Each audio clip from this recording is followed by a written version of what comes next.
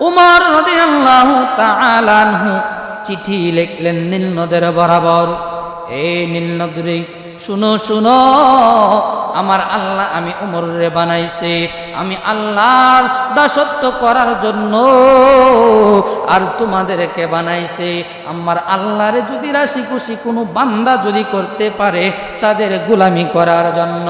আমি উমর তোমাকে অর্ডার করলাম, এই চিঠি পাওয়া মাত্রই তুমি নীল নদ পানি দ্বারা ভরপুর হয়ে যাইবা।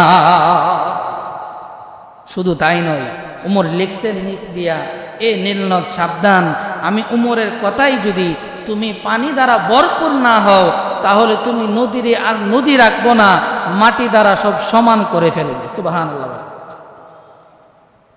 কে লিখছেন? হযরত উমর। তো আপনাদের মাথায় যেমন প্রশ্ন জাগছে, নদী তো পড়তে পারে না, লিখতে জানে না, মানুষের ভাষা বোঝে না, তেমনি মিশরের সর্বস্তরের জনগণের মাথার মধ্যেও এই প্রশ্নটা জেগে উঠেছে। আল্লাহু আকবার বলেন। চিঠিটুকু লইয়া মিশরের মধ্যে চলে গেল। মিশরের জনগণ চিঠিটুকু পাইল। চিঠিটুকু পাওয়ার পরে মিশরের জনগণের মধ্যে প্রশ্ন জাগল। সকলে একত্রিত হইয়া আবার আন্দোলন করতে করতে আমর ইবনুল আসের সামনে এসে দাঁড়াইল। এ নবীর খলিফা,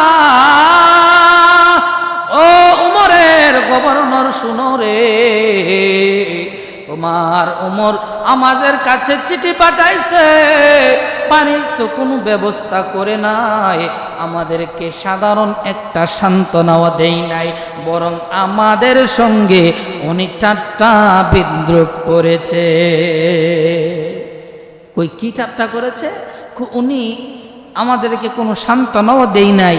উনি লিখছে নীল নদের কাছে চিঠি, এই নীল নদ তুমি পানি দ্বারা ভরপুর হয়ে যাও, যদি পানি দ্বারা ভরপুর না হও তোমাকে নদী আর নদী রাখবো না, মাটি দ্বারা ভরাট করে ফেলবো। আচ্ছা ও ওমর ইবনুল আস, তোমাকে জিজ্ঞেস করি, নীল নদ কি এই ভাষা বুঝে নাকি নীল নদের কোনো ক্ষমতা আছে? সমস্ত মানুষগুলা খেপে গেল। উমরকে তো সামনে পাই না, উমরকে তো কিছু বলতে পারে না, সামনে পাইছে আমর ইবনুল আসকে, ঠিক না বেঠিক? সকলে ডাক দিয়া কয়, ও মিশরের গভর্নর শুনো রে, আজকে যদি পানি না পাই তাহলে তুমি আমর ইবনুল আসকে আমরা জীবিত রাখবো না। আমর ইবনুল আস ডাক দিয়ে কয়, এ মিশরবাসী শুনো, তোমরা তো উমরকে চিনো না, সেই উমর এমন একজন উমর যেই উমরকে আমার আল্লাহ তাআলা দুনিয়ার জমিনের মধ্যে জান্নাতের সার্টিফিকেট দিয়েছে। কোনখানের সার্টিফিকেট? জান্নাতের সার্টিফিকেট। আমার আল্লাহ বলেছে, এ দুনিয়ার মানুষেরা শুনো রে, শেষ নবী রাহমাতুল লিল আলামিনের পরে যদি আমি আল্লাহ কোনো পয়গম্বর দুনিয়ার জমিনে পাঠাইতাম, উনি হয়তো হযরতে উমর। আমি আল্লাহ যেহেতু নবুয়তের সিলমোহর মেরে দিয়েছি, নবী রাহমাতুল লিল আলামিনের পরে দুনিয়ার জমিনে কোনো নবী আসবে না, এই জন্য দুনিয়াতে উমরকে নবী হিসেবে আসার কোনো অপশন নাই। এ দুনিয়ার মানুষ, মিশরবাসী শুনো রে, উমর কোনো সাধারণ লোক নয়, যেই উমরের আঙ্গুলের ইশারায় দুনিয়া পরিচালনা হয়। এ মিশরবাসী শুনো, চিঠিটুকু দাও। উমর যেহেতু নদীকে অর্ডার করেছে, লিখেছে নদীর কাছে চিঠি, আমি আমর ইবনুল আসের বিশ্বাস হয় চিঠি নদীতে দেওয়ার সঙ্গে সঙ্গে নদীর মধ্যে পানি ভরপুর হয়ে যাবে। মিশরবাসী বলতেছে, ঠিক আছে, সবাই তো আর সমান না, কিছু মানুষ তো, সবাই তো আর গজে টিল্লা চলে না, বুদ্ধির জোরেও কিছু মানুষ চলে, যুক্তির সাথেও কিছু মানুষ চলে। কিছু মানুষ বলতে তো ওনার যুক্তি তো ঠিক আছে, যেহেতু উমর চিঠি পাঠাইছে নদীর কাছে, আমরকে কতল করার আগে, শাস্তি দেওয়ার আগে চিঠিটা নদীর কাছে পৌঁছায়, দেখি চিঠির রেজাল্ট কি। যদি আশানুরূপ রেজাল্ট না আসে তখন এটার প্রতিশোধ আমরা নেব। সিদ্ধান্ত নিল আমর ইবনুল আস রাদিয়াল্লাহু তাআলা আনহু। উনি চিঠি নিয়ে নীল নদের মধ্যে চলে গেলেন। নীল নদের মধ্যে চিঠিটুকু রাইখা পিছন দিকে ফিরা যখন উপরের দিকে যাইতেছেন, কলকলায়া কলকলায়া পানি উঠতেছে, ওনার কানের মধ্যে আওয়াজ যাইতেছে। উনি পিছন দিকে তাকাইয়া দেখেন উনি সামনের দিকে দৌড়ে, আর পানি ওনার পিছনে পিছনে দৌড়ে উপরে উঠতেছে। সুবহানাল্লাহ বলেন। এই জন্য বলি রে, আমার আল্লাহকে যদি রাজি খুশি কোনো বান্দা করতে পারো বন্ধু, শুনে নাও, আমার আল্লাহ বলেছে আমি আল্লাহ তাআলা বাকি যত হাজার হাজার মাখলুকাত বানাইছি, সমস্ত মাখলুকাত গুলা বান্দারে তোমাদের গুলামের জন্য নিয়োজিত হয়ে যাবে। আল্লাহুম্মা সাল্লি আলা সাইয়্যিদিনা আদিনা বিয়ানা মাওলানা মুহাম্মদ নবিয়ানা মাওলানা মুহাম্মদ আল্লাহুম্মা সাল্লি সাইয়্যিদিনা। আল্লাহ তাআলা আপনাকে আমাকে দুনিয়ার জমিনের মধ্যে পাঠাইছে, উদ্দেশ্য আছে নাকি নাই? আরো জোরে বলেন, আছে নাকি নাই? আমার আল্লাহ তাআলা কই, ও জগতের মানুষেরা শুনো, আমি আল্লাহ বড় মায়া কইরা বান্দা তোমাদেরকে বানাইছি। আমি আল্লাহ নিজের হাত মুবারক দ্বারা তোমাদের চেহারাটা বানাইছি। ও আমার বান্দারা, আমি আল্লাহ পবিত্র কালামুল্লাহ শরীফে ঘোষণা করেছি, ওয়ামা খালাকাতুল জিন্না ওয়াল ইনসা ইল্লা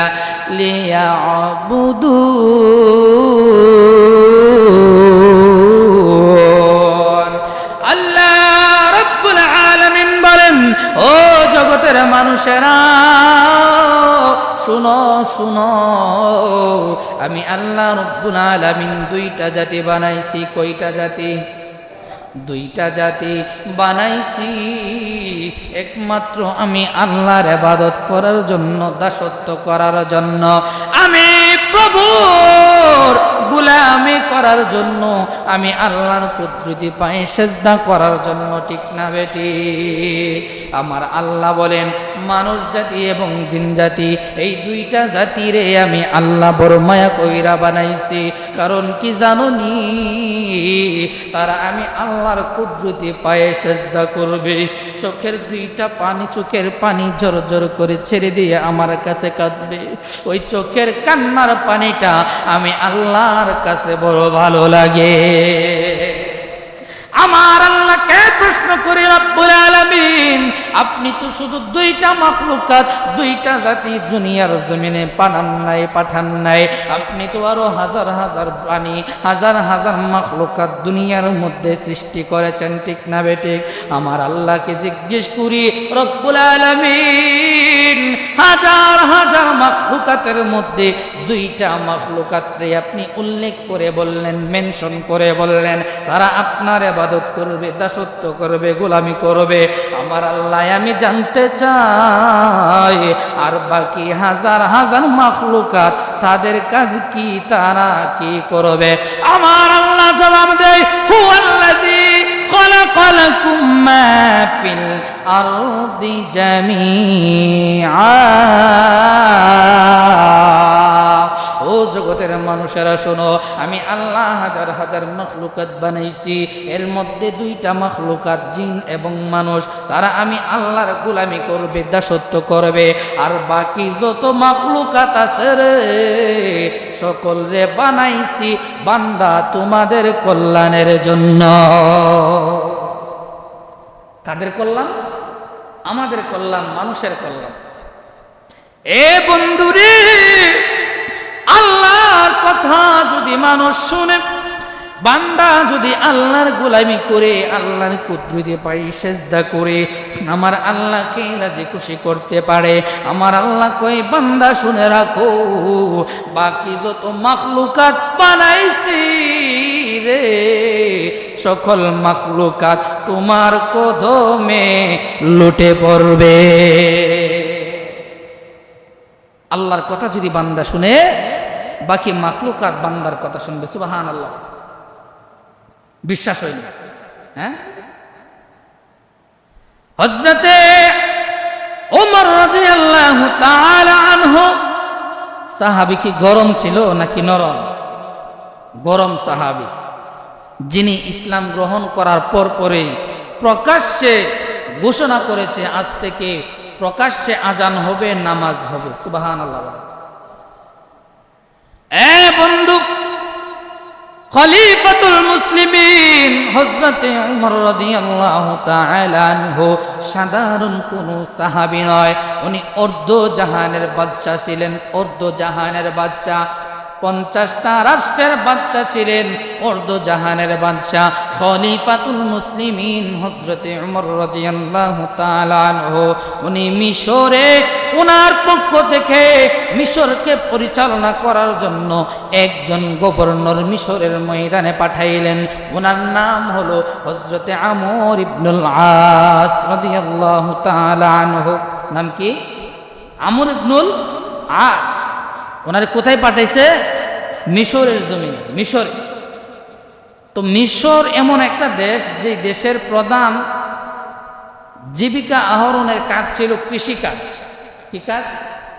কৃষিকাজ। তারা সর্বস্তরের মানুষ কম বেশ কৃষিকাজের মধ্যে লিপ্ত থাকতো, কৃষিকাজ তারা করত। তো আমরা জানি কৃষিকাজ করতে গেলে জমির সাথে সাথে পানির প্রয়োজন, ঠিক না বেটি?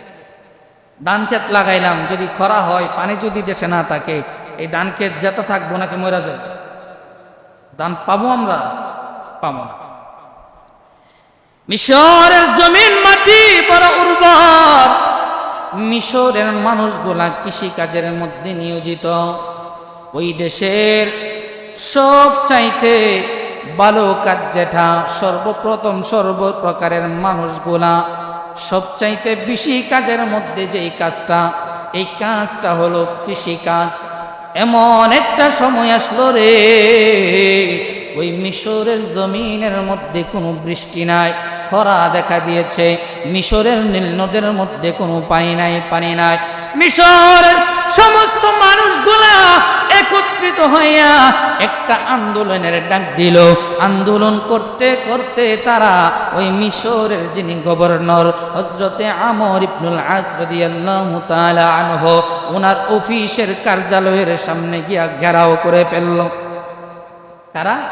মিশরবাসীরা। হযরতে আমর ইবনুল আস রাদিয়াল্লাহু তাআলা আনহু ভিতর থেকে, ওনার কামরা থেকে উনি বাহিরে চেঁচির মিচির আওয়াজ শুনতেছে। উনি ভিতর থেকে বাহিরে চলে আসলেন। তাকাইয়া দেখে মিশরের জনগণ একত্রিত হইয়া আন্দোলনের মধ্যে নেমে গেছে। ওনার কার্যালয়টা, অফিসটা চতুর্দিকে ঘেরাও করে ফেলেছে। জানতে চাই কি তোমাদের দাবি? কেন তোমরা আজকে আমার অফিস তোমরা ঘেরাও করে ফেললা? মিশরের সর্বস্তরের জনগণ এক বাক্যে একটা দাবি জানাইছে। সকলে বলতেছে, ও মিশরের গভর্নর, আমি তোমাদের কাছে, আমরা তোমার কাছে আরজি জানাই, তোমার কাছে আবেদন জানাই। আমরা মিশরবাসী কৃষি কাজের মধ্যে নিয়োজিত। এই কৃষি প্রধান দেশের মধ্যে পানি নাই, বড় খরা হয়ে গেছে, নীল নদ শুকায়া গেছে, ওই নীল নদের মধ্যেও কোনো পানি নাই। নবীর খলিফা ও আমর ইবনুল আস, শুনো, তোমার যে সরকার, রাষ্ট্রীয় সরকার মদিনার মধ্যে হযরতে ওমর রাদিয়াল্লাহু তাআলা আনহু খলিফাতুল মুসলিমিনের কাছে একটা আবদার জানান, আমাদের পক্ষ থেকে জানাই দেন উনি যেন মিশরের জন্য পানির ব্যবস্থা করে। পানির ব্যবস্থা যদি না করে, আপনি জানেন এই কৃষি প্রধান দেশের মধ্যে যদি পানি না পায়, এই মিশরবাসী গরিব হয়ে যাবে। মিশরের মধ্যে খরার দেখা দিবে, দুর্ভিক্ষের দেখা দিবে। অতএব দুর্ভিক্ষ আসার আগে আগে আপনি আপনার সরকার, যিনি রাষ্ট্রপ্রধান, ওনার কাছে চিঠি লেখেন, উনি যেন রাষ্ট্রীয়ভাবে আমরা মিশরবাসীকে পানির ব্যবস্থা করে দেয়। কি করে দেয়? পানির ব্যবস্থা। এই আবেদন তো করতেই পারে না? আমাদের দেশেও দেখবেন বিভিন্ন সময় বিভিন্ন ইস্যু নিয়ে সরকারের কার্যালয়ের সামনে, গণভবনে, প্রেস ক্লাবের সামনে গিয়ে বিভিন্নভাবে আন্দোলন করে না? এমনি ভাবে মিশরের সর্বস্তরের জনগণ আমর ইবনুল আসের কার্যালয়ের সামনে যাইয়া এই দাবিটুকু জানাইল। আমর ইবনুল আস একখানা চিঠি লিখলেন উমরের বরাবর। কাগজের মধ্যে কোনো চিঠি নাই, ওই সময় চিঠি লেখা হয়তো চামড়ার মধ্যে সুন্দর করে লিখলেন, খলিফাতুল মুসলিমিন উমর, শুনেন, আমার এই আপনি মিশরের গভর্নর বানাইয়া পাঠাইছেন, এই মিশরের অবস্থা বড় ভয়াবহ। খলিফাতুল মুসলিমিন শুনেন, মিশরবাসী সকলে একত্রিত হয়ে আন্দোলনের মধ্যে নামছে। মিশরের জমিনে কোনো পানি নাই, বৃষ্টি নাই, আপনি রাষ্ট্রীয়ভাবে একটু পানির ব্যবস্থা করে দেন। যদি পানির ব্যবস্থা না করে দিতে পারেন, মিশরবাসী আমাকে থ্রেট দিয়েছে, আমার এই অফিস সকল কিছু ভেঙ্গে চুরমার করে দেবে। আমি আমর ইবনুল আসের জীবন নিয়ে এখন সন্দিহান, আপনি একটু পানির ব্যবস্থা করে দেন। চিঠি লিখলেন কার কাছে? হযরতে ওমর রাদিয়াল্লাহু তাআলা আনহু, যিনাকে বলা হয় অর্ধজাহানের বাদশাহ, খলিফাতুল মুসলিমিন। হযরতে ওমর চিঠিটুকু পাইল, চিঠির বর্ণনাটুকু পড়ল। পড়ার পরে ওমর পাল্টা চিঠির জবাব লিখল, এ মিশরের নীলনদ শুনো রে, আমার আল্লাহ আমি ওমর রে বানাইছে আল্লাহর ইবাদত করার জন্য, আর তুমি নদীরে বানাইছে আমি উমরের কল্যাণের জন্য। আমার আল্লাহ বলেছে, বান্দারে, তোমরা যদি আমি আল্লাহকে রাজি খুশি করতে পারো, তোমরা যাকে যেভাবে বলবা, বাকি মাখলুকাত গুলি তোমাদের গোলাম হয়ে যাবে। ঠিক না বেঠিক? উমর এই কথাটুকু ভেবে চিঠি লিখলেন নীল নদের কাছে। কার কাছে? নীল নদের কাছে। আচ্ছা, আমাদের মসজিদের সভাপতি চেয়ারম্যান সাহেব, উনি যদি ইমাম সাহেবের বরাবর একটা চিঠি লেখে, ইমাম সাহেব চিঠির উত্তর সেক্রেটারির বরাবর লিখবে নাকি চেয়ারম্যান সাহেবের বরাবর লিখবে? চেয়ারম্যান সাহেবের বরাবর, যিনি সভাপতি, যিনি আমাকে চিঠি পাঠাইছেন। ঠিক না বেটি? তো এখন উমরের কাছে চিঠি পাঠাইছে কে? নীলনদ নাকি আমর ইবনুল আস? আমর ইবনুল আস। তাহলে ওমর রাদিয়াল্লাহু তাআলা আনহু চিঠির জবাব লিখে পাঠানো উচিত ছিল আমর ইবনুল আসের বরাবর। ঠিক না বেটি? কিন্তু ওমর রাদিয়াল্লাহু তাআলা আনহু চিঠি লিখলেন নীল নদের বরাবর। আপনাদের কাছে প্রশ্ন করি, নীল নদ কি পড়তে পারে? মানুষের ভাষা বুঝতে পারে? কুমিল্লার বাবার কবির মনোযোগ অন্তরের কান লাগা।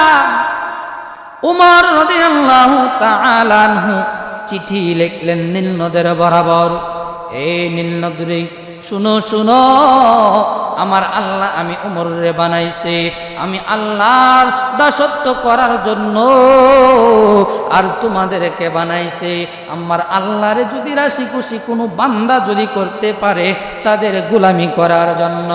আমি উমর উমর তোমাকে অর্ডার করলাম এই চিঠি পাওয়া মাত্রই তুমি নীল নদ পানি দ্বারা ভরপুর হয়ে যাইবা। শুধু তাই নয়, উমর লিখছেন নিচ দিয়া, এ নীল নদ সাবধান, আমি উমরের কথাই যদি তুমি পানি দ্বারা ভরপুর না হও তাহলে তুমি নদীরে আর নদী রাখবো না, মাটি দ্বারা সব সমান করে ফেলবে। সুবহানাল্লাহ। কে লিখছেন? হযরতে উমর। তো আপনাদের মাথায় যেমন প্রশ্ন জাগছে, নদী তো পড়তে পারে না, লিখতে জানে না, মানুষের ভাষা বোঝে না, তেমনি মিশরের সর্বস্তরের জনগণের মাথার মধ্যেও এই প্রশ্নটা জেগে উঠেছে। আল্লাহু আকবার বলেন। চিঠিটুকু লইয়া মিশরের মধ্যে চলে গেল। মিশরের জনগণ চিঠিটুকু পাইল। চিঠিটুকু পাওয়ার পরে মিশরের জনগণের মধ্যে প্রশ্ন জাগল। সকলে একত্রিত হইয়া আবার আন্দোলন করতে করতে আমর ইবনুল আসের সামনে এসে দাঁড়াইল। এ নবীর খলিফা, ও উমরের গভর্নর, শুনো রে, তোমার উমর আমাদের কাছে চিঠি পাঠাইছে, পানির তো কোনো ব্যবস্থা করে নাই, আমাদেরকে সাধারণ একটা সান্ত্বনাও দেই নাই, বরং আমাদের সঙ্গে উনি ঠাট্টা বিদ্রুপ করেছে। কই কি ঠাট্টা করেছে? উনি আমাদেরকে কোনো সান্ত্বনাও দেই নাই, উনি লিখছে নীল নদের কাছে চিঠি, এই নীল নদ তুমি পানি দ্বারা ভরপুর হয়ে যাও, যদি পানি দ্বারা ভরপুর না হও তোমাকে নদী আর নদী রাখবো না, মাটি দ্বারা ভরাট করে ফেলবো। আচ্ছা ও ওমর ইবনুল আস, তোমাকে জিজ্ঞেস করি, নীল নদ কি এই ভাষা বুঝে নাকি নীল নদের কোনো ক্ষমতা আছে? সমস্ত মানুষগুলা খেপে গেল। উমরকে তো সামনে পাই না, উমরকে তো কিছু বলতে পারে না, সামনে পাইছে আমর ইবনুল আসকে, ঠিক না বেঠিক? সকলে ডাক দিয়া কয়, ও মিশরের গভর্নর, শুনো রে, আজকে যদি পানি না পাই তাহলে তুমি আমর ইবনুল আসকে আমরা জীবিত রাখবো না। আমর ইবনুল আস ডাক দিয়ে কয়, এ মিশরবাসী শুনো, তোমরা তো উমরকে চিনো না, সেই উমর এমন একজন উমর যেই উমরকে আমার আল্লাহ তাআলা দুনিয়ার জমিনের মধ্যে জান্নাতের সার্টিফিকেট দিয়েছে।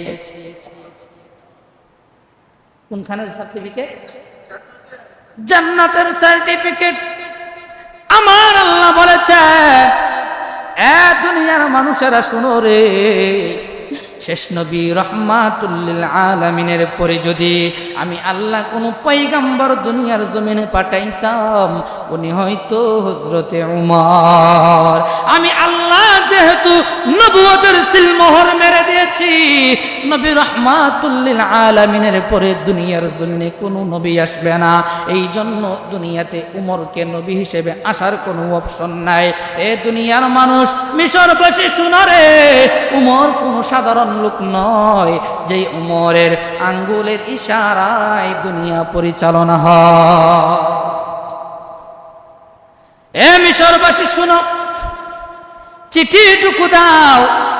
উমর যেহেতু নদীকে অর্ডার করেছে, লিখেছে নদীর কাছে চিঠি, আমি আমর ইবনুল আসের বিশ্বাস হয় চিঠি নদীতে দেওয়ার সঙ্গে সঙ্গে নদীর মধ্যে পানি ভরপুর হয়ে যাবে।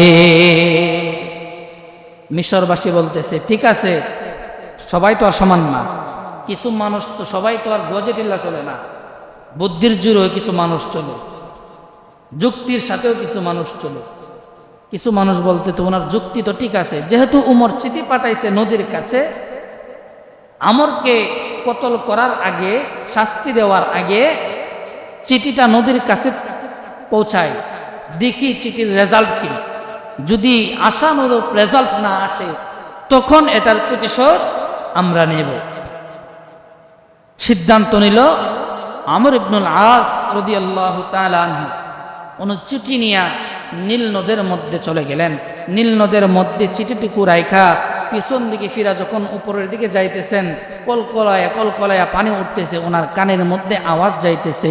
উনি পিছন দিকে তাকাইয়া দেখেন উনি সামনের দিকে দৌড়ে, আর পানি ওনার পিছনে পিছনে দৌড়ে উপরে উঠতেছে। সুবহানাল্লাহ বলেন।